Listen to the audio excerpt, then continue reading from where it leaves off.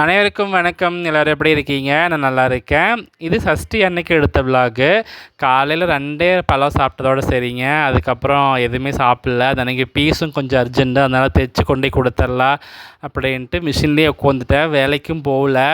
ஏன்னா இங்கேயே அரை உசுராக இருக்கும், வேலைக்கு போனால் முழு உசுரையும் எடுத்துருவாங்க அப்படின்ட்டு அமைதியாக லீவ் போட்டு வீட்டிலையே இருந்துட்டேன்.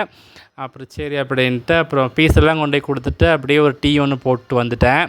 அப்புறம் வீட்டுக்கு வந்து குளிச்சுட்டு அப்படியே சாப்பாட்டு வேலைக்கான ஆரம்பிச்சிட்டேங்க. 5 மணிக்காட்ட ஆரம்பித்தேன். கரெக்டாக 5 மணிக்கு இங்கே பக்கத்தில் தான் அப்பா வேலை செஞ்சுட்டு இருப்பாரு. வீட்டுக்கும் வந்துட்டார். அப்புறம் 5 மணிக்கு மேலே சாப்பாடெல்லாம் செஞ்சுட்டு சாமி கும்பிட்றக்கு ஆரம்பிச்சிட்டோம். அப்படியே மணி 7 ஆயிடுச்சுங்க சாமி கும்பிடும்போது. நல்லா சாமியெல்லாம் கும்பிட்டு நல்லா தலைவாழையெல்லாம் போட்டு சாப்பிட்டு அப்படியே படுத்து நெளிஞ்ச மலைப்பாம்பு மாதிரி நெளிஞ்சிட்டு இருந்தேன். எங்கள் அப்பா வந்து வா சம்பளம் வாங்க போகலாம் அப்படின்னாரு. அப்பா நாளைக்கு போய் வாங்கிக்கலாம், இப்போ நாளைக்கெல்லாம் அவங்க இருக்க மாட்டாங்க வீட்டில், ஒழுங்காக வந்துடு, இல்லை நாளைக்கு கறிக்கஞ்சி கிடையாதுன்னு மிரட்டினார். நமக்கு ரோசை முக்கியமா கறிக்கஞ்சி முக்கியமா? கறிக்கஞ்சி தான் முக்கியம் பாஸ்கர், கிளம்பு அப்படின்னு அப்பா கூட்டிகிட்டு போய் சம்பளம் வாங்கிட்டு வீட்டுக்கு வந்தாச்சுங்க.